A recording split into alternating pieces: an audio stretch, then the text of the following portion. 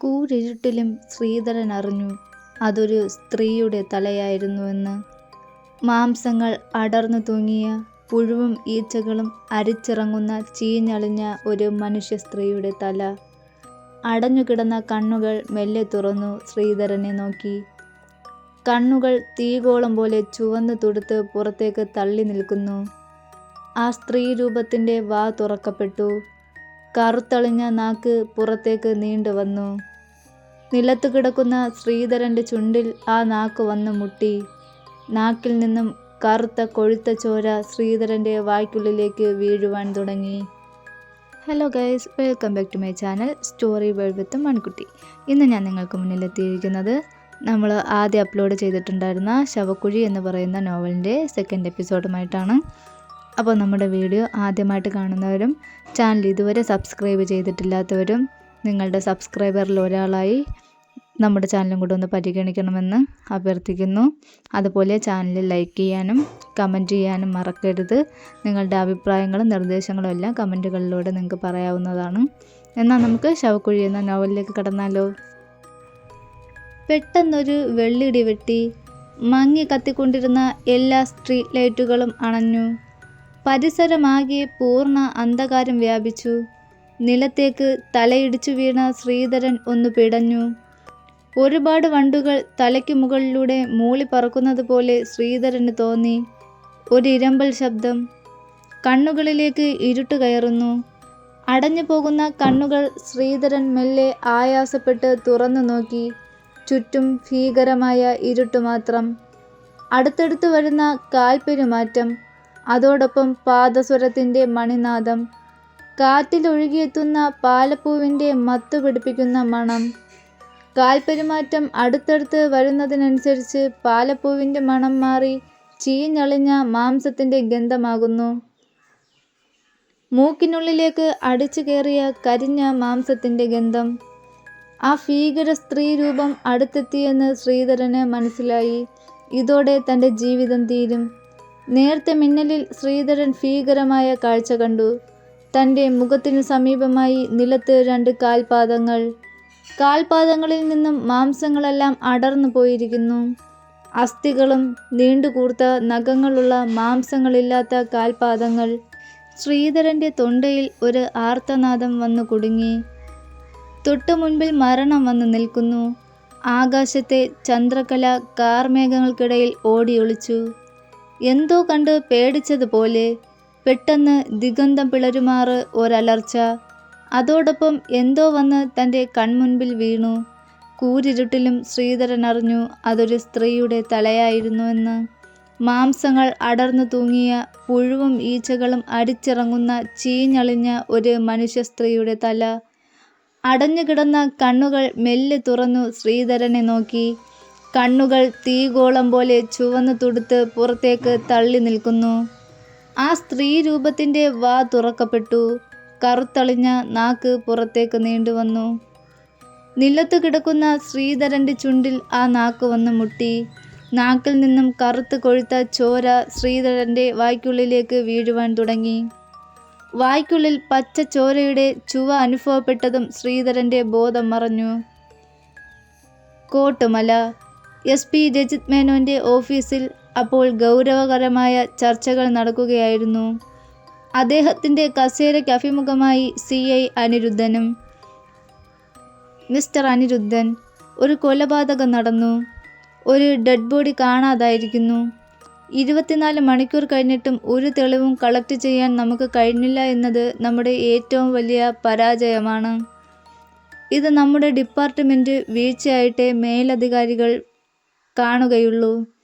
അതുകൊണ്ട് എത്രയും പെട്ടെന്ന് ഈ കേസിൽ ഒരു തുമ്പുണ്ടാക്കണം. SP രജിത് മേനോൻ പറഞ്ഞു. യെസ് സാർ, എത്രയും പെട്ടെന്ന് ഈ കേസിന് ഒരു തുമ്പുണ്ടാക്കണം എന്നു തന്നെയാണ് എൻ്റെയും ആഗ്രഹം. മരിച്ച പെൺകുട്ടിയുടെ വീട്ടിലെ വേലക്കാരിയായ മറിയാമ്മയും അവരുടെ മകൻ ജെയിംസിനെ ചോദ്യം ചെയ്തുവെങ്കിലും പ്രത്യേകമായി ഒന്നും കിട്ടിയില്ല. മാത്രമല്ല 1 വർഷമായിട്ട് മരിച്ചുപോയ സോഫിയ എന്ന പെൺകുട്ടിയുടെ ഫാദർ മിസ്സിംഗ് ആണ്. മോർച്ചറിയുടെ നടത്തിപ്പുകാരായ അറ്റൻഡർമാരെയും ഡോക്ടർ വരുൺദാസിനെയും ചോദ്യം ചെയ്തതിലൂടെ പ്രത്യേക തെളിവുകളൊന്നും നമുക്ക് ലഭിക്കുകയുണ്ടായില്ല. പക്ഷേ ഇപ്പോൾ നമുക്ക് ഈ കേസ് സ്റ്റാർട്ട് ചെയ്യാൻ പറ്റുന്നത് വേലക്കാരിയായ മറിയാമ്മ പറഞ്ഞ ഒരു കാര്യത്തിൽ നിന്നുമാണ്.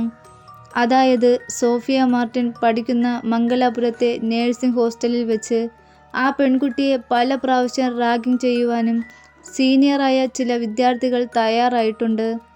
ഇത് ആ പെൺകുട്ടി പലപ്പോഴും വീട്ടിൽ വന്ന് പറയുന്നത് വേലക്കാരിയായ മറിയാമ്മ കേട്ടിട്ടുണ്ട്.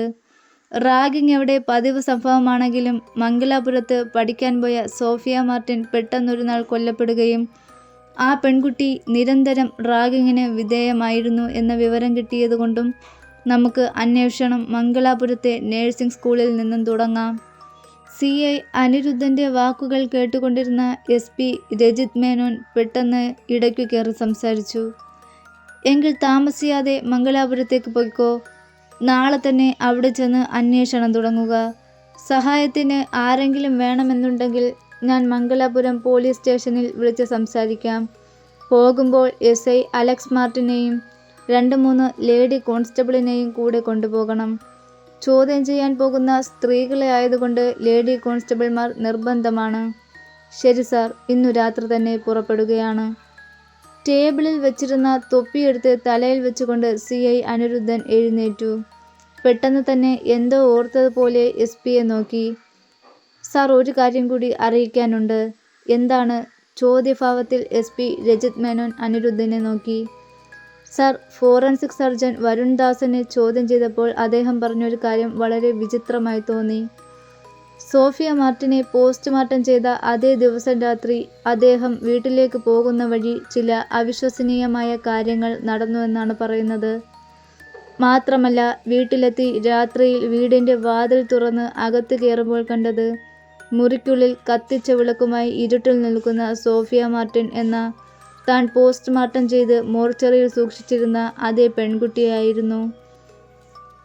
മാത്രമല്ല, പേടിച്ചു പോയ തന്നെ തലക്കടിച്ച് വീഴ്ത്തുകയും ചെയ്തു എന്ന് ഡോക്ടർ പറയുന്നു. കയറി വരുന്ന മുൻവശത്തെ വാതിലിന് സമീപം വീണ താൻ പിറ്റേന്ന് രാവിലെ ഉണരുമ്പോൾ 2-ാം നിലയിലെ ബെഡ്റൂമിനുള്ളിലായിരുന്നു എന്നാണ് ഡോക്ടർ പറയുന്നത്. തലയിൽ അടിയേറ്റതിൻ്റെ പാടുകളും വേദനയും ഉണ്ടായിരുന്നു എന്നും. അപ്പോൾ അവിടെ യഥാർത്ഥത്തിൽ എന്താണ് സംഭവിച്ചത്? ഈ ഇൻസിഡൻറ്റ് എനിക്ക് വളരെ വിചിത്രമായി തോന്നുന്നു സാർ. പോസ്റ്റ്മോർട്ടം ചെയ്തു വച്ചിരിക്കുന്ന പെൺകുട്ടിയെ എങ്ങനെ അദ്ദേഹത്തിൻ്റെ വീടിനുള്ളിൽ കണ്ടു? അതിനി പ്രേതമായിരുന്നോ? അതേസമയം മോർച്ചറിയിൽ നിന്നും ആ പെൺകുട്ടിയുടെ ശവം കാണാതാകുന്നു. ഇതും വെറും കെട്ടുകഥയായാണ് എനിക്ക് തോന്നിയത്. നമ്മൾക്ക് മനസ്സിലാകാത്ത എന്തൊക്കെയോ നടക്കുന്നുണ്ട്. നമ്മൾ വളരെ കെയർഫുള്ളായിരിക്കണം. ആരെയും കണ്ണടച്ച് വിശ്വസിക്കണ്ട. എല്ലാവരെയും സംശയദൃഷ്ടിയോടെ തന്നെ നോക്കണം. ഒരു പക്ഷേ ഡോക്ടർ വരുൺ ദാസ് നമ്മളെ വഴിതെറ്റിക്കാനുണ്ടാക്കിയ കഥയാണെങ്കിലോ? അദ്ദേഹത്തിൻ്റെ ഓരോ ചലനങ്ങളിലും നമ്മുടെ ശ്രദ്ധയോടെ ഇരിക്കണം. എന്തായാലും അനിരുദ്ധൻ, ഇതെല്ലാം നമ്മുടെ ഒരു ഊഹങ്ങൾ മാത്രമാണ്. അതുകൊണ്ട് തന്നെ ക്ലിയർ കട്ട് ആയിട്ടുള്ള എവിഡൻസ് ആണ് നമുക്ക് ആവശ്യം. അതുകൊണ്ട് എത്രയും പെട്ടെന്ന് നിങ്ങൾ മംഗലാപുരത്ത് നിന്നും അന്വേഷണം തുടങ്ങുക. പരമാവധി അന്വേഷണം രഹസ്യമായി വെക്കണം. ശരി സാർ, ഞാൻ ഇറങ്ങട്ടെ. SP രജിത് മേനോനെ സല്യൂട്ട് ചെയ്ത ശേഷം അനിരുദ്ധൻ പുറത്തേക്ക് നടന്നു.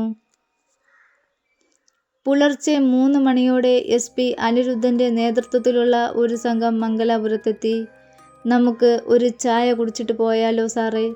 തൊട്ടടുത്ത് ഒരു കാപ്പിക്കട തുറന്നു വെച്ചിരിക്കുന്നത് കണ്ടു അനിരുദ്ധനോട് മാർട്ടിൻ അലക്സ് ചോദിച്ചു. ശരി, അങ്ങനെ ആയിക്കോട്ടെ. CI അനിരുദ്ധൻ ചിരിച്ചു. വണ്ടി ചായക്കടയ്ക്കടുത്തു നിന്നും കുറച്ച് ദൂരേക്ക് മാറ്റിയിട്ടു. എല്ലാവരും മഫ്തിയിലായിരുന്നതിനാൽ ആർക്കും പോലീസുകാർ ആണെന്ന് സംശയം തോന്നുകയില്ലായിരുന്നു. എല്ലാവരും കൂടി വണ്ടി നിർത്തി കടയിലേക്ക് വരുന്നത് കണ്ട ചായക്കടക്കാരൻ അവരെ സന്തോഷത്തോടെ വരവേറ്റു. എന്നെ വേണം സാർ ഉങ്ങൾക്ക്? ചായയാ കാപ്പിയാ? കാപ്പി എടുത്തോ, അലക്സ് മാർട്ടിൻ കടക്കാരനോട് പറഞ്ഞു. അയാളുടെ സംസാരത്തിൽ നിന്നും ഒരു തമിഴനാണെന്ന് മനസ്സിലായി. ഉക്കാരുങ്കോ സാർ, അവിടെ കിടന്ന തടി ബെഞ്ചിലേക്ക് ചൂണ്ടി തമിഴൻ പറഞ്ഞു. എല്ലാവരും ഇരിപ്പുറപ്പിച്ചു. ചായ എല്ലാവർക്കും കൊടുത്തുകൊണ്ട് തമിഴൻ അനിരുദ്ധനെ നോക്കി. സാർ, നീങ്ക എങ്ക എന്ത് വരേ? ഇങ്ക എങ്ക പോറേ? കേരളത്തിൽ നിന്ന് വരുന്നു. ഇവിടെ ഒരു നേഴ്സിംഗ് സ്കൂളിൽ വന്നതാ. உங்களுக்கு தெரியுமா? വിദ്യാഗൗത നേഴ്സിംഗ് സ്കൂൾ? தெரியும் சார். இங்கேருந்து 3 கிலோமீட்டர் ஸ்ட்ரெயிட் போகணும். அங்கே ஒரு போர்டு பார்க்கலாம். ஸ்ரீ விக்னேஸ்வரா டெம்பிள். அங்கேருந்து ലെഫ്റ്റ് പോകണം. സാർ അங்கே നിങ്ങൾ അഡ്മിഷന് പോകറയാ? അതെ. അനിരുദ്ധൻ കൂടെ നിന്നവരെ നോക്കി കണ്ണിറുക്കി. ചായയുടെ പൈസ കൊടുത്ത് അവർ ഇറങ്ങി ജീപ്പിനടുത്തേക്ക് നടന്നു. ജീപ്പ് നഴ്സിംഗ് സ്കൂൾ ലക്ഷ്യമാക്കി മുന്നോട്ട് കുതിച്ചു. സമയം 9:35. CI അനിരുദ്ധനും SI അലക്സ് മാർട്ടിനും കോൺസ്റ്റബിൾമാരും കയറിയ ബൊലേറോ ജീപ്പ് വളഞ്ഞു പുളഞ്ഞു പോകുന്ന റോഡിലൂടെ കയറ്റം കയറി വിദ്യാഗൗഡ നഴ്സ് സ്കൂളിൻ്റെ മുറ്റത്ത് നിന്നു. ഉയർന്ന പ്രദേശത്താണ് ദേവഗൗഡ സ്ഥിതി ചെയ്യുന്നത്. ചുറ്റും പച്ചപ്പ് നിറഞ്ഞ സ്ഥലം. ദൂരെ മഞ്ഞു പുതച്ച കുന്നിൻ ചരിവുകളുടെ കാഴ്ച കാണാം. നേർത്ത തണുപ്പ് അന്തരീക്ഷത്തിൽ തങ്ങി നിൽക്കുന്നു. അങ്ങിങ്ങായി ചെറിയ ചെറിയ കിളികൾ പാറി നടക്കുന്നു. അവയുടെ ശബ്ദം അന്തരീക്ഷത്തിൽ നിറയുന്നു. കോളേജിൻ്റെ ഗ്രൗണ്ടിന് ചുറ്റിലുമായി ധാരാളം അരണമരങ്ങൾ തലയുയർത്തി നിൽക്കുന്നു. അവയ്ക്കടുത്തായി ധാരാളം കാറ്റാടി മരങ്ങളും നെല്ലിമരങ്ങളും കാണാം. ചുറ്റും പ്രകൃതി രമണീയമായ പ്രദേശം. കോളേജിന് പരിസരങ്ങളിലായി ധാരാളം നേഴ്സിംഗ് സ്റ്റുഡൻസ് ഒറ്റയ്ക്കും കൂട്ടമായി നിന്ന് സംസാരിക്കുന്നു. കൂട്ടമായി ഒരു പറ്റം പെൺകുട്ടികൾ നടന്നു വരുന്നുണ്ട്. അവർ മലയാളം സംസാരിക്കുന്നതിൽ നിന്നും കേരളീയരാണെന്ന് മനസ്സിലായി. അതിൽ നിന്നും കോളേജിൻ്റെ നേഴ്സിംഗ് ഹോസ്റ്റൽ അടുത്താണെന്ന് അനുമാനിക്കാം. ഒരു ജീപ്പ് വന്ന് നിൽക്കുകയും കുറച്ചു പേർ അതിൽ നിന്നും ഇറങ്ങുന്നതും അവർ ശ്രദ്ധിക്കുന്നുണ്ട്.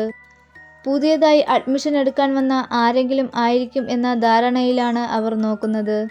പെട്ടെന്ന് ബെൽ മുഴങ്ങി. പുറത്ത് അവിടെവിടെയായി നിന്നിരുന്ന പെൺകുട്ടികൾ തിടുക്കത്തിൽ ക്ലാസ്സിനുള്ളിലേക്ക് കയറുന്നു. സാറേ, അവിടെ ഒരു സെക്യൂരിറ്റി നിൽപ്പുണ്ട്. അയാളോട് ചോദിക്കാം. കോളേജിലെ പ്രധാന കവാടത്തിനരികിലായി നിൽക്കുന്ന സെക്യൂരിറ്റിയെ ചൂണ്ടി കോൺസ്റ്റബിൾ മേരി പറഞ്ഞു. ശരി, നമുക്ക് അങ്ങോട്ട് പോകാം. CI അനിരുദ്ധൻ ആ സെക്യൂരിറ്റി നിൽക്കുന്ന ഭാഗത്തേക്ക് നടന്നു. പുറകെ മറ്റുള്ളവരും. താൻ നിൽക്കുന്ന ഭാഗത്തേക്ക് കുറച്ചുപേർ നടന്നു വരുന്നത് കണ്ട സെക്യൂരിറ്റി അവരെ അഭിവാദം ചെയ്തു. വാങ്ങോ സാർ, നീങ്ക എങ്കെന്ത് വാറേ? உங்களுக்கு ആരെ പാക്കണം? സൊല്ലുങ്കോ സാർ. സെക്യൂരിറ്റി വിനയാന്വിതനായി. ഇന്ത സ്കൂൾക്കറ പ്രിൻസിപ്പൽ ഉള്ള ഇരിക്കറുതാ? CI അനിരുദ്ധൻ ചോദിച്ചു. പ്രിൻസിപ്പളെ പാക്കണം തമ്പി. വെരി അർജൻറ്റ് മേറ്റർ ഡിസ്കസ് പണ്ണണം. ഞാനിപ്പോൾ വരേ സാർ. സെക്യൂരിറ്റി അനുവാദം ചോദിക്കാനായി അകത്തേക്ക് കയറിപ്പോയി. മൊത്തമായി കണ്ടിട്ട് വെൽ സെറ്റപ്പ് ആണല്ലോ സാറേ. ക്യാഷ് വെച്ചുള്ള കളിയാണെന്ന് തോന്നുന്നു. SI അലക്സ് മാർട്ടിനെ ചോദ്യം കേട്ട് അനിരുദ്ധൻ ചിരിച്ചു. മിസ്റ്റർ അലക്സ്, ഇവിടെ പണക്കാർ വന്ന് സ്കൂൾ തുടങ്ങുന്നത് പുണ്യം കിട്ടാൻ അല്ല, മറിച്ച് നമ്മളെപ്പോലുള്ള വിഡ്ഢികളായ മലയാളികളെ പിഴിഞ്ഞ് പണം ഉണ്ടാക്കാൻ വേണ്ടിയാണ്. നമ്മുടെ നാട്ടിൽ പെൺകുട്ടികളെ നേരെ ഇങ്ങോട്ട് നേഴ്സിംഗ് വണ്ടി പറഞ്ഞുവിടുന്നത് ആണല്ലോ ഫാഷൻ. അതും കൊള്ള പലിശയ്ക്ക്. ബാങ്ക് ലോൺ എടുത്തിട്ട് ആണെന്നറിയുമ്പോഴാണ് രസകരം. മേരിയുടെ കൊച്ചിനെ നേഴ്സിങ്ങിന് വിടാനാണോ പ്ലാൻ? ഇല്ല സാറേ, അവൾക്ക് ടീച്ചറാകണമെന്ന ആഗ്രഹം. മേരി പറഞ്ഞു. ഡിപ്പാർട്ട്മെൻറ്റിൽ കോൺസ്റ്റബിൾ മേരി അറിയപ്പെടുന്നത് മിന്നൽ മേരി എന്നാണ്. മിന്നൽ വേഗത്തിലാണ് പ്രതികളോട് മേരിയുടെ പ്രതികരണം. സ്നേഹിച്ച ആൾ ഒരു കൊച്ചിനെ നൽകി മറ്റൊരുവളുടെ കൂടെ നാട് വിട്ടപ്പോൾ മുതൽ മേരി മറ്റൊരാളായി മാറുകയായിരുന്നു. സങ്കടങ്ങളുണ്ടെങ്കിലും അത് മറച്ചുവെച്ച് നിൽക്കുന്ന ശക്തയായ സ്ത്രീ. പ്രതികളോടുള്ള മേരിയുടെ മിന്നൽ ആക്രമണമാണ് മേരിക്ക് മിന്നൽ മേരി എന്ന പേര് നേടിക്കൊടുത്തത്. അകത്തേക്ക് പോയ സെക്യൂരിറ്റി പുറത്തേക്ക് വന്നു. സാർ ഉള്ളേ പോങ്കോ, പ്രിൻസിപ്പൽ വെയിറ്റിംഗ് പണ്ടറേ. Room number 121, first floor sir. Okay, thank you. സെക്യൂരിറ്റിക്ക് നന്ദി പറഞ്ഞ് CI അനിരുദ്ധനും SI അലക്സ് മാർട്ടിനും കോൺസ്റ്റബിൾമാരും സ്കൂളിൻ്റെ ഉള്ളിലേക്ക് കടന്നു. വലതുഭാഗത്ത് കണ്ട സ്റ്റെയർ കേസ് കയറി ഫസ്റ്റ് ഫ്ലോറിലെത്തി. അവിടെ ആദ്യ റൂം 121 ആരാണ്? ആരെ കാണാനാണ്? മലയാളത്തിലുള്ള ചോദ്യം കേട്ട് അവർ തിരിഞ്ഞു നോക്കി. ഒരു ചെറുപ്പക്കാരൻ. മലയാളി ലുക്കുണ്ട്. ഞാൻ ഇവിടുത്തെ പ്യൂണാണ്. പേര് രാംദാസ്. കണ്ടപ്പോൾ മലയാളികളാണെന്ന് തോന്നി. ഞങ്ങൾക്ക് പ്രിൻസിപ്പളുമായി ഒന്ന് സംസാരിക്കണം. അലക്സ് മാർട്ടിൻ പറഞ്ഞു. കയറിക്കോളൂ സാർ. ഉള്ളിൽ അദ്ദേഹമല്ലാതെ വേറെ ആരുമില്ല. ഞാനും അലക്സും കയറി സംസാരിക്കാം. നിങ്ങൾ പുറത്ത് വെയിറ്റ് ചെയ്യൂ. വാതിലിൽ മെല്ലെ മുട്ടിയ ശേഷം CI അനിരുദ്ധൻ വാതിൽ തുറന്നു. Sir, may I come in? Yes, come in. ആ കസേരയിൽ സുമുഖനായ ഒരു ചെറുപ്പക്കാരൻ ഇരിക്കുന്നു. Please take your seat. മുൻപിലെ കസേരകളിലേക്ക് കൈ ചൂണ്ടി അയാൾ പറഞ്ഞു. അദ്ദേഹത്തിൻ്റെ മുൻപിലെ ടേബിളിന് മുന്നിൽ കണ്ട കസേരകളിലിരുന്നു അനിരുദ്ധനും അലക്സ് മാർട്ടിനും. നിങ്ങൾ ആരാണ്? എവിടെ നിന്ന് വരുന്നു? ചോദ്യഭാവത്തിൽ ചെറുപ്പക്കാരൻ അനിരുദ്ധൻ്റെയും അലക്സ് മാർട്ടിൻ്റെയും മുഖത്തേക്ക് നോക്കി. Sir, we are from Kerala police. I am CI Anirudhan. കൂടെയുള്ളത് SI അലക്സ് മാർട്ടിൻ. ഞങ്ങൾ ഒരു കുറ്റാന്വേഷണത്തിൻ്റെ ആവശ്യത്തിന് വന്നതാണ്. I am Gopakumar from Kottayam, Kerala. ഞാനും നിങ്ങളെപ്പോലെ ഒരു മലയാളിയാണ്. എൻ്റെ ഭാര്യ അങ്കിത ഗോപകുമാർ ഇവിടുത്തെ ടീച്ചറാണ്. ആട്ടെ, എന്താണ് അറിയേണ്ടത്? കഴിഞ്ഞ ദിവസം വീട്ടിലേക്ക് പോയ സോഫിയ മാർട്ടിൻ എന്ന പെൺകുട്ടി കൊല്ലപ്പെട്ടത് അറിഞ്ഞിരുന്നു സാർ. വളരെ ദുഃഖം തോന്നിയ നിമിഷം. പത്രത്തിൽ വാർത്തയുണ്ടായിരുന്നു. നല്ലൊരു കുട്ടിയായിരുന്നു, പഠിക്കാൻ കഴിവുള്ള, അടക്കവും ഒതുക്കവും ഉള്ള പെൺകുട്ടി. പക്ഷേ ഇതെങ്ങനെ സംഭവിച്ചു? എവിടെ വെച്ച് സംഭവിച്ചു? ആകാംക്ഷയോടെ ഗോപകുമാർ അനിരുദ്ധൻ്റെയും അലക്സിൻ്റെയും മുഖത്തേക്ക് നോക്കി. ആര്, എന്തിന്, എവിടെ വെച്ച്? ഇതാണ് ഞങ്ങളിപ്പോൾ അന്വേഷിച്ചു കൊണ്ടിരിക്കുന്നത്. ഇവിടെയാണല്ലോ സോഫിയ പഠിച്ചുകൊണ്ടിരുന്നത്. അപ്പോൾ ഇവിടെ നിന്നും തുടങ്ങാമെന്ന് വെച്ചു.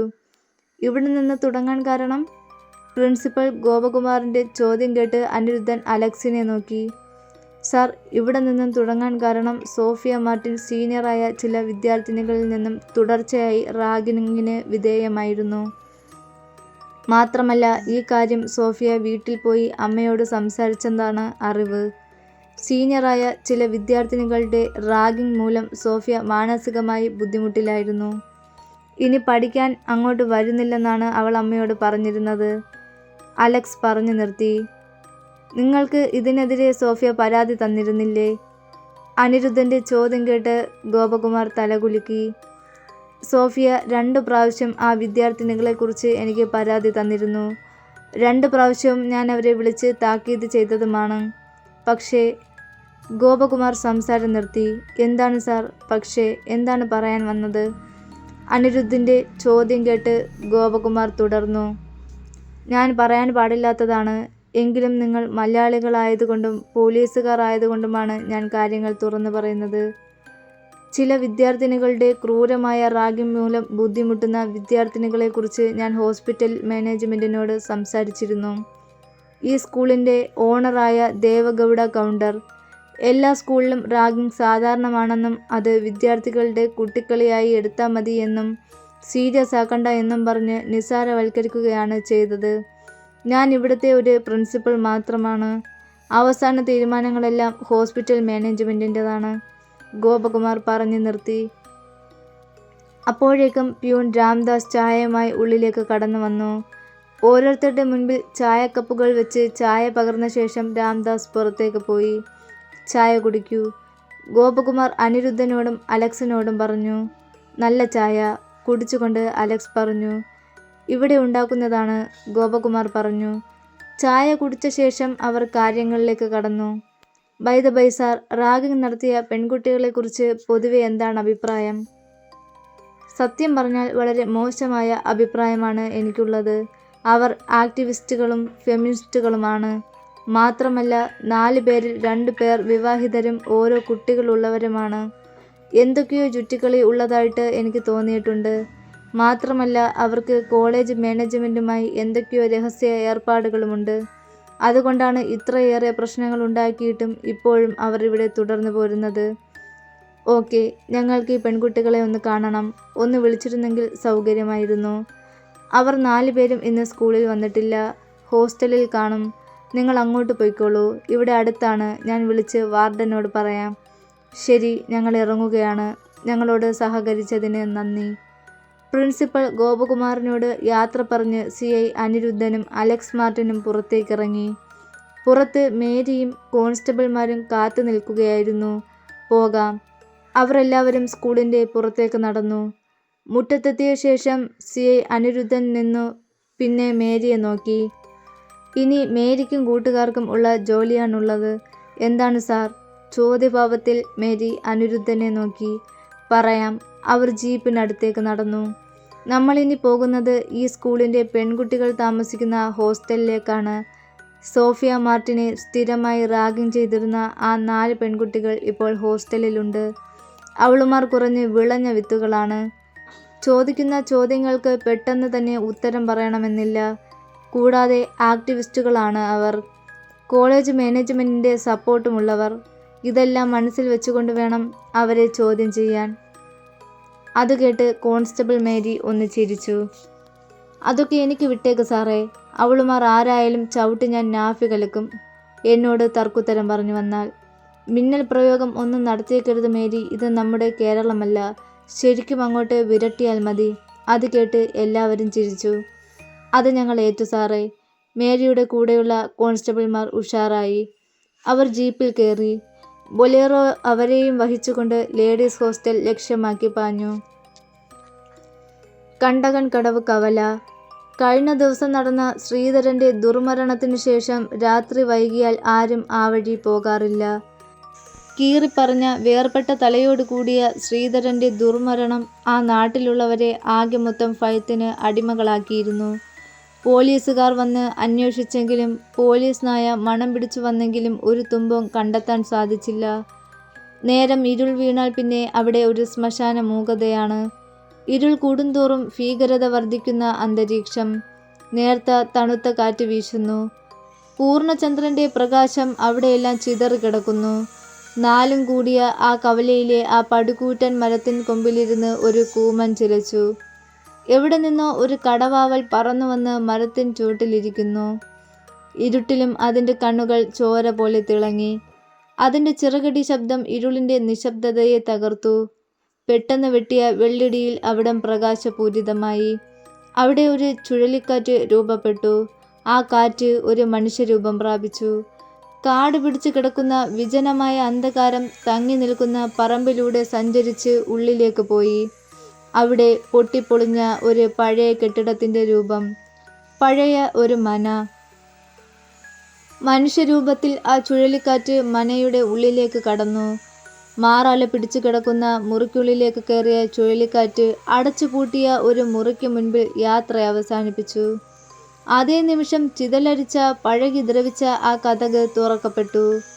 അവിടെ കത്തിയെരിയുന്ന മൺവിളക്കിന് മുൻപിൽ അർദ്ധനഗ്നയായ ഒരു സ്ത്രീ കണ്ണടച്ചിരിക്കുന്നു.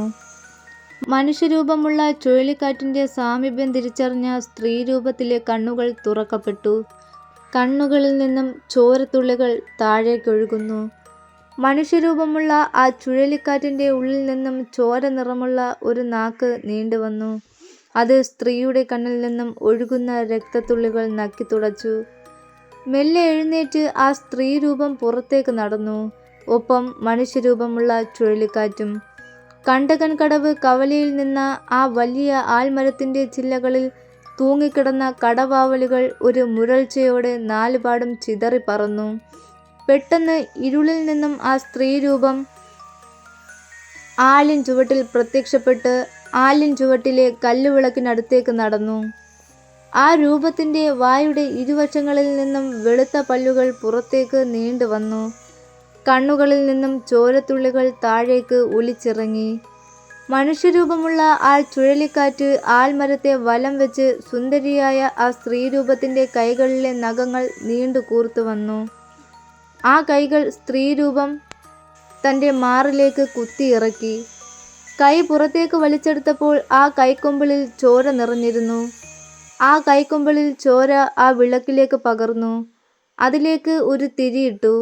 ചുവന്നു തുടുത്ത ശരീരത്തിൻ്റെ കണ്ണിൽ നിന്നും ഒരു തീനാളം മെല്ലെ വായുവിലൂടെ ഒഴുകിച്ചെന്ന് ആ തിരി കൊളുത്തി. മനുഷ്യമാംസം കരിയുന്ന ഗന്ധം അവിടമാകെ പരന്നു. അതേസമയം സുന്ദരിയായ സ്ത്രീരൂപത്തിൻ്റെ സ്വഭാവം മാറാൻ തുടങ്ങി. വെളുത്ത ശരീരം കറുക്കുവാൻ തുടങ്ങി. ശരീരം മുഴുവൻ ചീഞ്ഞളിഞ്ഞ മാംസങ്ങൾ രൂപപ്പെട്ടു. കണ്ണുകളുടെ ഭാഗത്ത് 2 ഭീമാകാരമായ കുഴികൾ രൂപപ്പെട്ടു. ശരീരത്തിൽ നിന്നും മാംസങ്ങൾ താഴേക്ക് അടർന്നു വീഴാൻ തുടങ്ങി. അവസാനം ആ സ്ത്രീരൂപം ഒരു അസ്ഥിപഞ്ജരമായി. വയറിൻ്റെ ഭാഗത്ത് ചീഞ്ഞളിഞ്ഞ കുടലുകൾ താഴേക്ക് തൂങ്ങിക്കിടന്നു. പെട്ടെന്ന് തെളിഞ്ഞു നിന്ന ചന്ദ്രപ്രഭ മങ്ങാൻ തുടങ്ങി. ഇരുളിൽ പട്ടികളുടെ കാലൻ കൂവൽ മുഴങ്ങി. പൊടി പറത്തിക്കൊണ്ട് പാഞ്ഞു വന്ന ബൊലേറോ ജീപ്പ് ദേവഗൗഡ നേഴ്സിംഗ് ഹോസ്റ്റലിന് മുൻപിൽ സഡൻ ബ്രേക്കിട്ട് നിന്നു. അതിൽ നിന്നും CI അനിരുദ്ധനും SI അലക്സ് മാർട്ടിനും മേരിയും കോൺസ്റ്റബിൾമാരും ഇറങ്ങി. പതിവില്ലാതെ ഹോസ്റ്റലിലെ മുൻപിൽ ഒരു ജീപ്പ് വന്ന് നിൽക്കുന്നത് കണ്ട് കറുത്തു തടിച്ച് കൊഴുത്ത ഒരു സ്ത്രീ ഇറങ്ങി വന്നു. അവൾ സംശയത്തോടെ ജീപ്പിൽ നിന്നും ഇറങ്ങി വരുന്നവരെ നോക്കി. അവർ തനിക്ക് നേരെ നടന്നു വരികയാണെന്ന് ആ സ്ത്രീക്ക് മനസ്സിലായി. "ആരാണ് നിങ്ങൾ?" ആ സ്ത്രീയുടെ ചോദ്യം കേട്ട് അനിരുദ്ധൻ ഒന്ന് പുഞ്ചിരിച്ചു. പിന്നെ തങ്ങളെ പരിചയപ്പെടുത്തുകയും ചെയ്തു. "ഞാൻ മഞ്ജു വർക്കി." ആ തടിച്ച സ്ത്രീ പരിചയപ്പെടുത്തി. "ഇവിടുത്തെ ഹോസ്റ്റലിലെ വാർഡനാണ്. കേറി വരൂ സാർ, അകത്തിരുന്ന് സംസാരിക്കാം." ആ സ്ത്രീ അവരെ അകത്തേക്ക് ക്ഷണിച്ചു. അകത്ത് കയറിയ അവർ കസേരകളിലും സോഫകളിലുമായി ഇരിപ്പുറപ്പിച്ചു. "നിങ്ങൾ ഇവിടുത്തെ വാർഡനായിട്ട് എത്ര വർഷമായി?" അനിരുദ്ധൻ ചോദിച്ചു.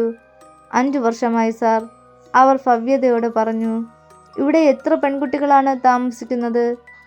100 കുട്ടികളുണ്ട് സാർ, കൂടുതലും കേരളത്തിൽ നിന്നുള്ള കുട്ടികളാണ്. SI അലക്സ് മാർട്ടിൻ്റെ ചോദ്യത്തിന് ആ തടിച്ച സ്ത്രീ മറുപടി പറഞ്ഞു. "ഞങ്ങളിവിടെ വന്നിരിക്കുന്നത് എന്തിനാണ് എന്ന് മഞ്ജു വർക്കിക്ക് അറിയാമോ?" ചോദ്യം കേട്ട് അവർ ഇല്ലെന്ന് തല കുലുക്കി. "ഞങ്ങൾ ഒരു കൊലക്കേസുമായി ബന്ധപ്പെട്ട അന്വേഷണത്തിലാണ്. അതിൻ്റെ ഭാഗമായാണ് ഇവിടെ എത്തിയത്. ഈ സ്കൂളിൽ പഠിച്ചുകൊണ്ടിരിക്കെ സോഫിയ മാർട്ടിൻ എന്നൊരു പെൺകുട്ടി 2 ദിവസം മുൻപ് കൊല്ലപ്പെട്ടു. അതും ഇവിടെ നിന്ന് വീട്ടിലേക്ക് പോകുന്ന വഴിയാണ് സംഭവം നടന്നിട്ടുള്ളത്. ഇപ്പോൾ ഇവിടെ വരുവാൻ കാരണം ആ പെൺകുട്ടിയെ സ്ഥിരമായി റാഗിംഗ് നടത്തുകയും മാനസികമായി പീഡിപ്പിക്കുകയും ചെയ്ത 4 പെൺകുട്ടികളെക്കുറിച്ച് വിവരം കിട്ടിയ അടിസ്ഥാനത്തിലാണ്. അവർ ഈ ഹോസ്റ്റലിൽ താമസിക്കുന്നവരുമാണ്. ആ 4 പെൺകുട്ടികളും ഇപ്പോൾ സംശയത്തിന് നിഴലിലാണ്. അവരോട് കുറച്ച് കാര്യങ്ങൾ ചോദിച്ച് മനസ്സിലാക്കുന്നതിന് വേണ്ടിയാണ് ഇപ്പോൾ ഞങ്ങൾ ഇവിടെ എത്തിയിട്ടുള്ളത്.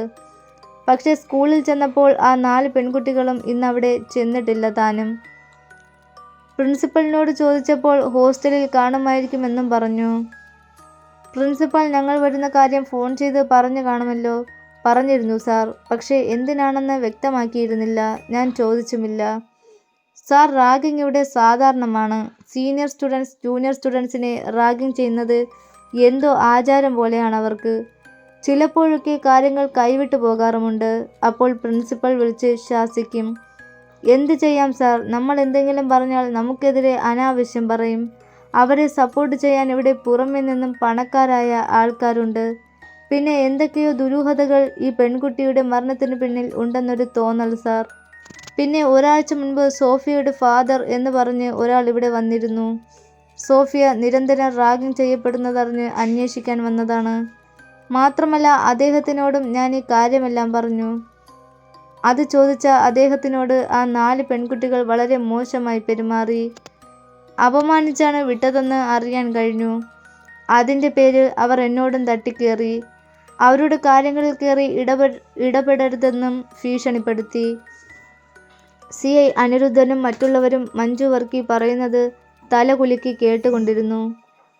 "നിങ്ങൾക്ക് ആ പെൺകുട്ടിയെക്കുറിച്ചുള്ള വ്യക്തിപരമായ അഭിപ്രായം എന്താണ്?" കോൺസ്റ്റബിൾ മേരി ചോദിച്ചു. "അത് പിന്നെ..." പകുതി പറഞ്ഞു നിർത്തിയ മഞ്ജു വർക്കിയെ മിന്നൽ മേരി അർത്ഥഗർഭമായി നോക്കി. "എന്തായാലും മടിക്കാതെ പറഞ്ഞോളൂ, നിങ്ങൾക്ക് കുഴപ്പമൊന്നും വരികയില്ല." SI അലക്സ് മാർട്ടിൻ മഞ്ജു വർക്കിയെ പ്രോത്സാഹിപ്പിച്ചു. "സാർ, ഞാൻ പറയാം. പക്ഷേ ഇത് ഞാൻ പറഞ്ഞെന്ന് പുറത്തുള്ള ആരോടും പറയരുത്. പേടി കൊണ്ടാണ് ഞാൻ ഇങ്ങനെയൊക്കെ പറയുന്നത്." മഞ്ജു വർക്കി തുടർന്നു. "ഈ പെൺകുട്ടികളുടെ സ്വഭാവം അത്ര നല്ലതല്ല. പലപ്പോഴും പുറത്തു പോകുന്ന അവർ വളരെ വൈകിയാണ് തിരിച്ചു വരാറുള്ളത്.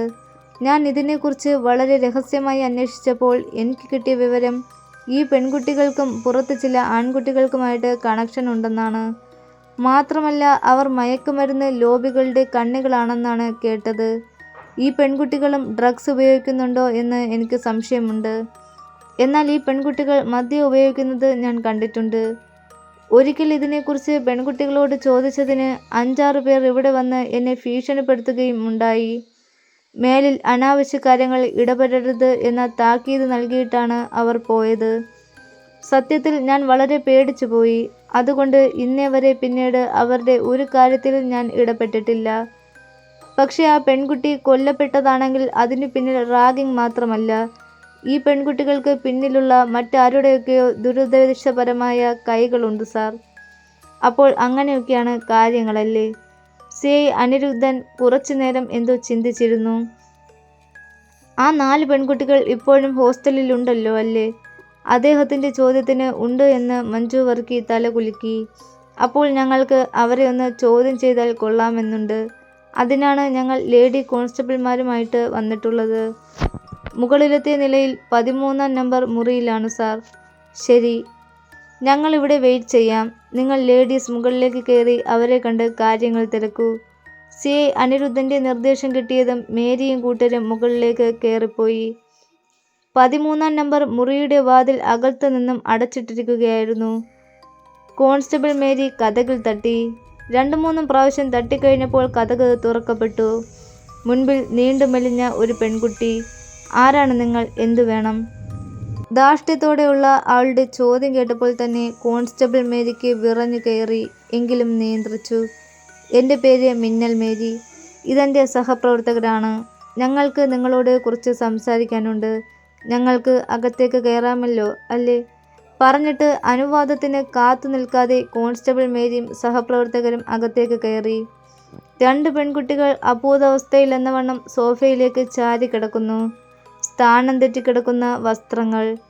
മറ്റൊരുവൾ തങ്ങളെ ശ്രദ്ധിച്ചുകൊണ്ട് പുച്ഛത്തോടെ നിൽക്കുന്നു. ഒറ്റ നോട്ടത്തിൽ തന്നെ ഒരു തൻ്റേടിയുടെ ഭാവം. റൂമിലാകെ ചിതറിക്കിടക്കുന്ന വസ്ത്രങ്ങളും ഭക്ഷണാവശിഷ്ടങ്ങളും. ടീപ്പോയിൽ 2 മദ്യക്കുപ്പികളും ഗ്ലാസുകളും ഇരിക്കുന്നു. അതിനടുത്തായി 2-3 സിറിഞ്ചുകളും കിടപ്പുണ്ട്. അപ്പോൾ താഴെ വെച്ച് വാർഡൻ പറഞ്ഞ കാര്യങ്ങളൊക്കെ സത്യമാണ്. എന്താണ് നിങ്ങൾ ഈ കാണിക്കുന്നത്? എന്തിനാണ് നിങ്ങൾ റൂമിനുള്ളിൽ വന്നത്? കതക് വന്ന് തുറന്നവൾ വളരെ ദേഷ്യത്തോടെ ഒച്ച വെച്ച് ചോദിക്കുന്നു. പറയാം കൊച്ചേ, വെറുതെ ഒച്ച വയ്ക്കാതെ. അതും പറഞ്ഞ് മേരി കൂടെ വന്ന സഹപ്രവർത്തകരെ കണ്ണ് കാണിച്ചു. അത് മനസ്സിലാക്കിയ കോൺസ്റ്റബിൾ ലത വേഗം പോയി കതകടച്ച് കുറ്റിയിട്ടു. മുറിയിലുണ്ടായിരുന്ന 4 പെൺകുട്ടികളും മുറിയിൽ എന്താണ് നടക്കുന്നതെന്നറിയാതെ പകച്ച് പരസ്പരം നോക്കി. കോൺസ്റ്റബിൾ മേരി 4 പെൺകുട്ടികളെയും ആപാദചൂഡം ഒന്ന് നോക്കി. തങ്ങളെ പുച്ഛത്തോടെ നോക്കിക്കൊണ്ട് നിൽക്കുന്ന അവളോട് ചോദിച്ചു, എന്താടി നിന്റെ പേര്? എന്നെ എടിയെന്ന് വിളിക്കാൻ നിങ്ങൾ ആരാ തള്ളേ? അവൾ മേരിയോട് തട്ടിക്കയറി. എന്താടി വിളിച്ചത്? തള്ളയെന്നോ? ആരാടി നിന്റെ തള്ള? പോലീസുകാരെ കയറി പേടിപ്പിക്കുന്നു. ചോദിച്ചതിന് മാത്രം മറുപടി പറഞ്ഞോണം. കേട്ടോടി കഴിവേറിയുടെ മോളെ. ആക്രോശിച്ചുകൊണ്ട് മേരി ആ പെൺകുട്ടിയുടെ മുഖമടിച്ച് ഒരടി. അടിയേറ്റവൾ സോഫയിലേക്ക് വീണു. എന്താടി നിന്റെ പേര്? മേരിയുടെ അലർച്ച കേട്ട് വിറച്ചു പോയി 4 പെൺകുട്ടികളും. എൻ്റെ പേര് ഗ്ലോറി. ആ പെൺകുട്ടിയുടെ സ്വരത്തിൽ പകയുടെ കനലെരിഞ്ഞു. പോലീസാണെന്നറിഞ്ഞപ്പോൾ പെൺകുട്ടികൾ ജാഗരൂകരായി. നിന്റെ കൂടെയുള്ള ഈ തല തെറിച്ചവന്മാരുടെ പേരുകൾ പറയടി. ഞാൻ ദിയ. സോഫയിൽ അടിച്ചു കിറങ്ങിയിരുന്ന ഒരുവൾ പറഞ്ഞു. നാക്ക് കുഴയുന്നുണ്ടായിരുന്നു. ഞാൻ മെറിൻ. സോഫയിൽ ചാരിക്കിടന്ന മറ്റൊരുവൾ പതറിയ ശബ്ദത്തിൽ പറഞ്ഞു. നിനക്കെന്താടി പേരില്ലേടി പുല്ലേ? മിന്നൽ മേരി 4-മത്തെ പെൺകുട്ടിക്ക് നേരെ നോക്കി പല്ലിറുമി. ഗ്ലാഡിസ്. നിഷേധാത്മക സ്വരത്തിൽ അവൾ പറഞ്ഞു. എല്ലാവരും ആ സോഫയിലോട്ടിരുന്നേ. ചോദിക്കട്ടെ കുറേ കാര്യങ്ങൾ. എതിർത്തെങ്കിലും പറഞ്ഞാൽ അടി വീഴുമെന്ന് മനസ്സിലാക്കിയ 4 പേരും ഒരേ സോഫയിൽ ഇരുന്നു. അവർ പകയോടെ മേരിയെയും സഹപ്രവർത്തകരെയും നോക്കി. എന്തൊക്കെയാടി ഈ മുറിയിൽ കാണുന്നത്? മദ്യക്കുപ്പികൾ. അപ്പോൾ നീയൊക്കെ മൂക്കറ്റ അടിച്ചു കയറ്റും അല്ലേ? പിന്നെ സിറിഞ്ചുകൾ, മയക്കുമരുന്ന്. ഇതൊക്കെ നിന്റെ ഞരമ്പിൽ കുത്തിക്കയറ്റി തുണിയും കോണകവുമില്ലാതെ കണ്ടവന്മാരുടെ കൂടെ അഴിഞ്ഞാടി നടക്കുക അല്ലേടി? എന്തിനാടി കാരണവന്മാര് നിന്നെയൊക്കെ ഇങ്ങോട്ട് പഠിക്കാൻ പറഞ്ഞു വിട്ടത്? പഠിക്കാനോ അതോ ഇതുപോലെ കള്ളും കഞ്ചാവും അടിച്ച് പാറി നടക്കാനോ? നീയൊക്കെ കൂമ്പിലെ വാടിപ്പോകും. കണ്ടവന്മാരുടെ കൂടെ അറുമാദിച്ച് നടക്കുന്ന നീയൊക്കെ എത്ര പ്രാവശ്യം ഗർഭചിത്രം നടത്തിയിട്ടുണ്ടടി കുലടകളെ? ചോദിച്ചത് കേട്ടില്ലേടി? കോൺസ്റ്റബിൾ ലതയുടെ മുരൾച്ച കേട്ട് ഗ്ലാഡിസ് പെട്ടെന്ന് പറഞ്ഞു. 2 പ്രാവശ്യം. മേരി സാറേ, ഇവൾ പറഞ്ഞത് കേട്ടോ? 2 പ്രാവശ്യമെന്ന്. ഇവൾ നമ്മൾ ഉദ്ദേശിച്ച ആളല്ല, ജഗജില്ലിയ. കോൺസ്റ്റബിൾ സീമ ആശ്ചര്യം കൊണ്ട്. നീ ഇതിനു വേണ്ടി തന്നെ ജനിച്ചതാണോടി? നിന്റെ വീട്ടുകാർക്ക് ഇതൊക്കെ അറിയാമോടി? ഇല്ല, ഒട്ടും കൂസാതെ ഗ്ലാഡിസ് പറഞ്ഞു. കൂടെയുള്ളവൾമാർക്ക് എണ്ണത്തിൽ കുറവാണോ കൂടുതലാണോ? കോൺസ്റ്റബിൾ ലത പുച്ഛത്തോടെ മറ്റുള്ളവരെ നോക്കി. എനിക്കൊരു പ്രാവശ്യം, ഗ്ലോറി പറഞ്ഞു. എന്താടി നിനക്ക് കുറഞ്ഞു പോയത്? കൂട്ടുകാരിയെ തോൽപ്പിക്കണ്ടേടി? മേരി കലിയോടെ ഗ്ലോറിയെ നോക്കി. മേരിയുടെ നോട്ടത്തെ നേരിടാനാവാതെ ഗ്ലോറി തല കുനിച്ചു. നിന്നോടൊക്കെ പ്രത്യേകിച്ച് ചോദിക്കണോടി? കോൺസ്റ്റബിൾ തങ്കമ്മ ദിയയെയും മെറിനെയും നോക്കി. ഞങ്ങൾ ഓരോ പ്രാവശ്യം നടത്തിയിട്ടുണ്ട്, ദിയയും മെറിനും ഒരേ സ്വരത്തിൽ പറഞ്ഞു. അപ്പോൾ ഇവിടുത്തെ ആശുപത്രികൾക്ക് ഇവളുമാർ നല്ല ലാഭം ഉണ്ടാക്കി കൊടുക്കുന്നുണ്ട്. കോൺസ്റ്റബിൾ ലത സഹപ്രവർത്തകയായ തങ്കമ്മയെ നോക്കി. മലയാളികൾക്ക് അപമാനമുണ്ടാക്കാൻ ജനിച്ച പടുജന്മങ്ങൾ. നേഴ്സിംഗ് പഠിക്കാൻ വന്ന ഇവളൊക്കെ കോഴ്സ് കഴിഞ്ഞ് പോകുമ്പോൾ അണ്ടകടാഹം വരെ തകർത്തിട്ടുണ്ടാകും. നിന്നെയൊക്കെ വിശ്വസിച്ചിരിക്കുന്ന ആ മാതാപിതാക്കളെ വഞ്ചിച്ച് കണ്ണിൽ കണ്ടവന്മാരുടെ കൂടെ അഴിഞ്ഞാടി നീയൊക്കെ എന്താടി നേടിയത്? വട്ടപൂജ്യം. എവിടെയെങ്കിലും എയ്ഡ്സും പിടിച്ച് പുഴുത്തു നാറി ചാകാനായിരിക്കും നിന്റെയൊക്കെ യോഗം. മേരി മെല്ലെ എഴുന്നേറ്റ് പെൺകുട്ടികളിരിക്കുന്ന സോഫയ്ക്കരികിലേക്ക് ചെന്നു. ഇനി ഞങ്ങൾ ചോദിക്കുന്നതിന് മണി പോലെ ഉത്തരം പറഞ്ഞോണം. ഇല്ലെങ്കിൽ നിന്റെയൊക്കെ ബാക്കിയുള്ളതും കൂടി ചവിട്ടിക്കലക്കും. പറഞ്ഞിട്ട് മിന്നൽ മേരി 4 പേരുടെയും മുഖത്തേക്ക് നോക്കി. ആ പറ, നിന്റെയൊക്കെ ജൂനിയറായി പഠിച്ചുകൊണ്ടിരുന്ന സോഫിയ മാർട്ടിൻ എന്ന പെൺകുട്ടിയെ എന്തിനാണ് നിങ്ങൾ കൊലപ്പെടുത്തിയത്? സത്യം പറഞ്ഞോണം, മേരി മുന്നറിയിപ്പ് നൽകി. What nonsense you are talking. ഞങ്ങൾ ആരെയും കൊന്നിട്ടില്ല. അതിനെക്കുറിച്ച് ഞങ്ങൾക്കൊന്നും അറിയില്ല, ഗ്ലാഡിസ് പൊട്ടിത്തെറിച്ചു. ഉച്ച കുറിച്ച് പറയടി വൃത്തികെട്ടവളെ, അല്ലെങ്കിൽ നിന്റെ നാഫി ചവിട്ടിക്കലക്കും. അലറിക്കൊണ്ട് കോൺസ്റ്റബിൾ തങ്കമ്മ ഗ്ലാഡിസിന്റെ മുടിക്ക് കുത്തിപ്പിടിച്ച് പുറകിലേക്ക് മലർത്തി. ചെവിടത്ത് ഒറ്റ പൊട്ടിക്കൽ. വേദന കൊണ്ട് ഗ്ലാഡിസ് പുളഞ്ഞു. പിന്നെ എന്തിനാടി ആ പെങ്കൊച്ചിനെ നീയൊക്കെ ദിവസം റാഗിങ്ങിന്റെ പേരിൽ ദ്രോഹിച്ചത്? എന്ത് ദ്രോഹമാ ആ കൊച്ചു നിങ്ങളോട് ചെയ്തത്? കൊള്ളപ്പലിശയ്ക്ക് ബാങ്ക് ലോണുമെടുത്ത് നേഴ്സിംഗ് പഠിക്കാൻ തങ്ങളുടെ പെൺകുട്ടികളെ ഇങ്ങോട്ട് പറഞ്ഞുവിടുന്നത് എങ്ങനെയെങ്കിലും ജീവിതത്തിലെ കഷ്ടപ്പാടുകളിൽ നിന്ന് രക്ഷപ്പെടാൻ അവർക്കൊരു കച്ചിത്തുരുമ്പാകട്ടെ എന്ന പ്രതീക്ഷയിലാണ്. അങ്ങനെയുള്ളവരുടെ ആഗ്രഹങ്ങളാണ് നീയൊക്കെ തല്ലി തകർക്കുന്നത്. എന്തിനാടി ആ പെൺകുട്ടിയുടെ വിവരങ്ങൾ തിരക്കാൻ വന്ന അവളുടെ ഫാദറിനെ അപമാനിച്ചത്? സ്വന്തം അപ്പൻ്റെ പ്രായമുണ്ടെന്ന് പോലും നോക്കാതെ. പറയടി, എന്താ സ്കൂളിൽ റാഗിങ്ങിന്റെ പേരിൽ നടന്നത്? തങ്കമ്മ ദിയയോട് ചോദിച്ചു. അവളോട് പലപ്പോഴും ഫ്രണ്ട്ഷിപ്പ് കൂടാൻ ഞങ്ങൾ നോക്കിയെങ്കിലും അവൾ ഒഴിഞ്ഞു മാറി. ഒരു സീനിയേഴ്സ് എന്ന പരിഗണന ഞങ്ങൾക്ക് തന്നില്ല. ഞങ്ങളോടുള്ള അവഗണന സോഫിയയോടുള്ള പകയ്ക്ക് കാരണമായി. അതുകൊണ്ടാണ് അവളെ മാനസികമായി തകർക്കാൻ റാഗിങ്ങിലൂടെ ശ്രമിച്ചുകൊണ്ടിരുന്നത്. അല്ലാതെ ഞങ്ങൾക്കൊന്നും അറിയില്ല, മെറിൻ പറഞ്ഞു നിർത്തി. നീയൊക്കെ ആക്ടിവിസ്റ്റും ഫെമിനിസ്റ്റുകളുമാണ് അല്ലേടി? എന്താ സാറേ ഇങ്ങനെ പറഞ്ഞ? മേരിയോട് ലത ചോദിച്ചു. എന്നുവെച്ചാൽ ഇവളുമാരെ പുരുഷ വിരോധികളും നിരീശ്വരവാദികളും ഭർത്താക്കന്മാരോടൊപ്പം കുട്ടികളും കുടുംബവുമായി ജീവിക്കാൻ ഇഷ്ടപ്പെടാത്തവരുമാണ്. അങ്ങനെ ചെയ്താൽ സ്വാതന്ത്ര്യം പോകുമെന്ന്. കുടുംബവുമായി ജീവിച്ചാൽ ഇതുപോലെ അഴിഞ്ഞാടാൻ പറ്റില്ലല്ലോ. മാത്രമല്ല, മാധ്യമ ശ്രദ്ധ പിടിച്ചുപറ്റാൻ പ്രശസ്തിക്കു വേണ്ടി സമൂഹത്തിൽ പ്രശസ്തരായ ആളുകൾക്കെതിരെ അപവാദം പറഞ്ഞു പരത്തി കുപ്രസിദ്ധി നേടുക, ഇതൊക്കെയാണ് അവളുമാരുടെ പണികൾ. ജന്മം കൊടുത്ത തന്തയ്ക്കിട്ടും തള്ളക്കിട്ടും പണി കൊടുക്കുന്ന പുഴുത്ത ജന്മങ്ങൾ. ശരിയല്ലേടി ഞാനീ പറഞ്ഞതൊക്കെ? എന്തെങ്കിലും തെറ്റായിട്ട് പറഞ്ഞിട്ടുണ്ടെങ്കിൽ ഇപ്പോൾ പറഞ്ഞോണം, കൂതറകളെ. മിന്നൽ മേരിയുടെ ഗർജനം മുറിക്കുള്ളിൽ മുഴങ്ങി. അവർ 4 പേരും ഒന്നും മിണ്ടാതെ തല കുനിച്ചിരുന്നു. കൂടുതൽ ചോദ്യം ചെയ്തെങ്കിലും അവർ പറഞ്ഞ കാര്യങ്ങൾ തന്നെ വീണ്ടും പറഞ്ഞുകൊണ്ടിരുന്നു. ശരി, മേരി ദിയയുടെ താടി ലാത്തിക്കൊണ്ട് ഉയർത്തിപ്പിടിച്ചു. ഒരു ചോദ്യം കൂടി. ആരാണ് നിങ്ങൾക്ക് ഈ മദ്യവും മയക്കുമരുന്നും എത്തിച്ചു നൽകുന്നത്? 4 ആൺകുട്ടികൾ നിങ്ങളുടെ കൂടെയുള്ള കാര്യം ഞങ്ങൾക്കറിയാം. അവന്മാരുടെ കൂടെയാണല്ലോ പരിപാടികൾ. ആരാണവന്മാർ? മറ്റുള്ളവർ ഭയപ്പാടോടെ ദിയയെ നോക്കുന്നത് മേരി കണ്ടു. പറയടി. അടുത്തിരുന്ന മെറിന്റെ കവിളടച്ച് കോൺസ്റ്റബിൾ ലതയുടെ കൈ വീണു. കടവായിൽ കൂടി ചോര ഒലിച്ചിറങ്ങി. എത്ര ചോദിച്ചിട്ടും അവരിൽ നിന്നും മറുപടിയൊന്നും കിട്ടിയില്ല. ഞങ്ങളിപ്പോൾ പോകുന്നു, പക്ഷേ തെളിവുകളുമായി വരും, നിന്റെയൊക്കെ നട്ടലൊടിക്കാൻ. മിന്നൽ മേരി സഹപ്രവർത്തകരെയും കൂട്ടി മുറി വിട്ടിറങ്ങി. താഴെ തങ്ങളെയും കാത്തിരിക്കുന്ന CI അനിരുദ്ധന്റെയും SI അലക്സ് മാർട്ടിന്റെയും അടുത്തേക്ക് മേരിയും കൂട്ടരും ചെന്നു. മുകളിൽ നടന്ന കാര്യങ്ങൾ വിശദീകരിച്ച് പറഞ്ഞു. മിസ് മഞ്ജു വർക്കി, മയക്കുമരുന്നിന്റെയും മദ്യത്തിന്റെയും അതിരുകടന്ന ഉപയോഗത്തിന് വേണമെങ്കിൽ ഈ പെൺകുട്ടികളുടെ പേരിൽ കേസ് ചാർജ് ചെയ്യാം. പക്ഷേ ഇപ്പോൾ ഞങ്ങൾ പോകുന്നു. ഞങ്ങളുമായി കോപ്പറേറ്റ് ചെയ്തതിന് നന്ദി. പ്രോപ്പർ തെളിവുകൾ കിട്ടിയാൽ ഞങ്ങൾ വീണ്ടും വരും. SI അലക്സ് വാർഡനോട് നന്ദി പറഞ്ഞിറങ്ങി. കൂടെ മറ്റുള്ളവരും. നേരം ഇരുട്ടിയിരുന്നു. ഇനി എവിടെ നിന്ന് പോയാൽ നേരം വെളുക്കാറാവുമ്പോൾ നാട്ടിലെത്താം. എല്ലാവരും ബൊലേറോ ജീപ്പിൽ കയറി. അവരെയും കൊണ്ട് മുന്നോട്ട് പാഞ്ഞു. തിരിച്ചു മെയിൻ വഴിയിലെത്തി കുറച്ച് മുൻപോട്ട് വന്നപ്പോൾ ഒരു തട്ടുകട കണ്ടു. ഇവിടെ നല്ല ചൂട് ദോശയും ഓംലറ്റും കിട്ടും, കഴിച്ചിട്ട് പോയാലോ? അനിരുദ്ധന്റെ ചോദ്യത്തിന് എല്ലാവരും തല കുലുക്കി. ആ പിഴച്ചവളുമാരോട് സംസാരിച്ച് എൻ്റെ തൊണ്ടയിൽ ഉമിനീര് വറ്റി സാറേ. മിന്നൽ മേരിയുടെ ആത്മകഥം കേട്ട് എല്ലാവരും ചിരിച്ചു. ആദ്യം ഞങ്ങളോട് ഉടക്കാൻ നോക്കി. 2 എണ്ണം പൊട്ടിച്ചപ്പോൾ മര്യാദക്കാരായി. എങ്കിലും അവളുമാരുടെ മുഖത്തു നിന്നും ഈ സംഭവത്തിൽ പങ്കുണ്ടെന്ന് എനിക്ക് സംശയമുണ്ട്. നമുക്ക് നോക്കാം, അലക്സ് പറഞ്ഞു. ഭക്ഷണം കഴിഞ്ഞപ്പോൾ എല്ലാവരും വീണ്ടും ഉന്മേഷവാന്മാരായി.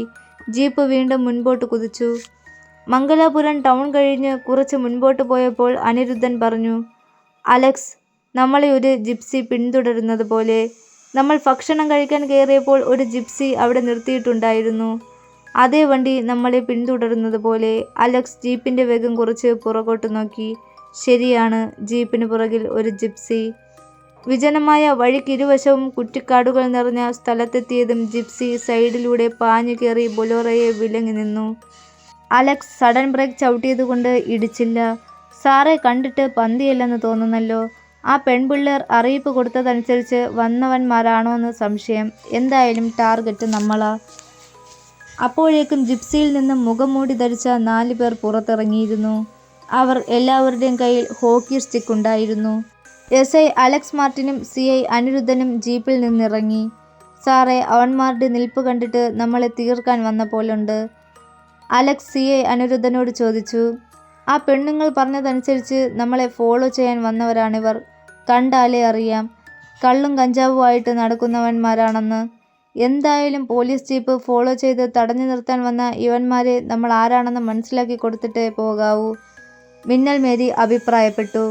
അനിരുദ്ധൻ സാറേ, എന്തായാലും സമയം കളയണ്ട. അവന്മാർ ഇങ്ങോട്ട് ആക്രമിക്കുന്നതിന് മുൻപ് അങ്ങോട്ട് കയറി അടി തുടങ്ങിയേക്കാം. അതാണല്ലോ നമ്മൾ മലയാളികളുടെ ഒരു സ്റ്റൈൽ. അത് പറഞ്ഞുകൊണ്ട് അലക്സ് മാർട്ടിൻ മുന്നോട്ട് നീങ്ങി. ഹോക്കി സ്റ്റിക്കുമായി തനിക്ക് നേരെ പാഞ്ഞു വന്ന ഒരുത്തൻ്റെ നാഫി നോക്കി അലക്സ് ആഞ്ഞു തൊഴിച്ചു. തൊഴിയേറ്റ് നിലവിളിയോടെ മുന്നോട്ട് കുനിഞ്ഞ അവനെ അലക്സ് പൊക്കിയെടുത്ത് ജിപ്സിയുടെ ബോണറ്റിലേക്ക് എറിഞ്ഞു. ബോണറ്റിലേക്ക് തെറിച്ചു വീണ അവൻ താഴേക്ക് വീണു. ജിപ്സിയുടെ മുൻവശത്തെ ഗ്ലാസ് പൊട്ടിച്ചിതറി. അപ്പോഴേക്കും മറ്റൊരുവൻ്റെ അടിയേറ്റ് അലക്സ് ഒരു സൈഡിലേക്ക് വെച്ചുപോയി. ബൊലേറോയുടെ സൈഡ് ബമ്പറിൽ പിടിച്ചു നിന്ന അലക്സ് മിന്നൽ വേഗത്തിൽ വെട്ടിത്തിരിഞ്ഞ് ജീപ്പിൻ്റെ ബോണറ്റിൽ ചവിട്ടിപ്പൊങ്ങി വീണ്ടും തന്നെ തല്ലാൻ പാഞ്ഞു വന്ന അവൻ്റെ മുഖമടച്ച് ഇടിച്ചു. ഇടിയേറ്റ് പുറകോട്ട് തെറിച്ച് വീണ അവനെ ജിപ്സിയുടെ ബമ്പറിനടിയിലേക്ക് ചവിട്ടിയിരുത്തി. ജിപ്സിയുടെ ഹെഡ്ലൈറ്റ് പൊട്ടിച്ചിതറി. അവൻ്റെ നെഞ്ചത്ത് കാൽ കയറ്റി വെച്ച് അലക്സ് മുരണ്ടു. പട്ടി കഴിവേറിയുടെ മോനെ, കേരള പോലീസിനെ തടയാൻ മാത്രം വളർന്നോടാ നീ. സുരേഷ് ഗോപിയുടെ സിനിമ കണ്ട് ആരാധന മൂത്ത് പോലീസായവനാടാ ഞാൻ. എന്നോടാ നിൻ്റെ പീപ്പികളി. പുകച്ചു കളയും നിന്നെ ഞാൻ. അതേസമയം മറുഭാഗത്ത് CI അനിരുദ്ധൻ്റെ അടിയേറ്റ് നിലത്ത് വീണ ഒരുവൻ്റെ കഴുത്തിൽ മിന്നൽ മേരി ലാത്തി കൊണ്ട് ആഞ്ഞുകുത്തി. വേദന കൊണ്ട് അവൻ നിലവിളിച്ചു. അനിരുദ്ധൻ്റെ ഇടിയേറ്റ് മൂക്കിൻ്റെ പാലം തകർന്ന ഒരുത്തൻ കുറ്റിക്കാട്ടിലേക്ക് പാഞ്ഞു. അതേസമയം മേരിയെ ചവിട്ടിമാറ്റി താഴെ കിടന്നവനും ചാടി എഴുന്നേറ്റ് ഇരുട്ടിലേക്കോടി. ബോണറ്റിൻ്റെ അടിയിൽ കിടന്നവനെ അലക്സ് പിടിച്ചെഴുന്നേൽപ്പിച്ച് വണ്ടിയിൽ ചാരി നിർത്തി. പെട്ടെന്ന് അയാൾ അലക്സിൻ്റെ മുഖത്തേക്ക് ആഞ്ഞു തുപ്പി. അടിയേറ്റ് ചതഞ്ഞ അവൻ്റെ വായിൽ നിന്നും കൊഴുത്ത ചോര അലക്സിൻ്റെ മുഖത്ത് വീണു. മുഖം തുടയ്ക്കുവാൻ തിരിഞ്ഞ അലക്സിനെ തള്ളി മാറ്റി അവൻ ഇരുളിലേക്കോടി. പുറകെ അലക്സും പാഞ്ഞു. അലക്സ് വേണ്ട, അവൻ പൊക്കോട്ടെ. ഇതിന് പിന്നിൽ എന്തെങ്കിലും ചതി കാണും. ഒന്നാമത് രാത്രിയും പരിചയമില്ലാത്ത സ്ഥലവും, നമുക്ക് പോകാം. അനിരുദ്ധൻ വിളിച്ചു പറഞ്ഞെങ്കിലും അലക്സ് അജ്ഞാതൻ്റെ പുറകെ ഇരുട്ടിൽ ബഹുദൂരം പിന്നിട്ടിരുന്നു. ഇരുളിലൂടെ മുന്നോട്ട് പോയ അലക്സ് പെട്ടെന്ന് നിന്നു. കുറ്റിക്കാടുകൾക്കിടയിലൂടെ ഓടി അവനെ ഇപ്പോൾ കാണുന്നില്ല. ചുറ്റും കൂരിരുട്ട്. അപ്പോൾ അലക്സിനെ വെട്ടിച്ചു കടന്നവൻ കുറ്റിക്കാട്ടിലൂടെ ഓടുകയായിരുന്നു. പെട്ടെന്ന് അയാൾ നിന്നു. ഇരുട്ടിൽ കുറച്ച് മുൻപിലായി ഒരു മൺചിരാത് കത്തി നിൽക്കുന്നു. അത് തനിക്ക് നേരെ വരുന്നു. കുറച്ചടുത്ത് വന്നപ്പോൾ അയാൾ കണ്ടു, തെളിഞ്ഞു കത്തുന്ന മൺവിളക്കിന് പിന്നിൽ ഒരു സ്ത്രീ രൂപം. കൂടുതൽ വ്യക്തമായപ്പോൾ അയാളുടെ ചുണ്ടുകൾ മന്ത്രിച്ചു. Sophia Martin. ആ രൂപം അയാളെ നോക്കി ചിരിച്ചു. കാറ്റില്ലാതിരുന്നിട്ടും സ്ത്രീ രൂപത്തിൻ്റെ മുടിയിഴകൾ പാറിപ്പറന്നു. വെളുത്ത വസ്ത്രധാരിയായ ആ സ്ത്രീ രൂപ അയാളെ തുറച്ചു നോക്കി. അപ്പോൾ ആ കണ്ണുകളിൽ നിന്നും ചുടുചോര താഴേക്ക് ധാരധാരയായി ഒഴുകി. വാ തുറന്നപ്പോൾ അവിടെയാകെ ചീഞ്ഞളിഞ്ഞ മാംസത്തിൻ്റെ ഗന്ധം പരന്നു. ശവക്കുഴി എപ്പിസോഡ് 2 ഇവിടെ അവസാനിച്ചിരിക്കുന്നു. എപ്പിസോഡ് 3 വരും ദിവസങ്ങളിൽ ഇടുന്നതായിരിക്കും.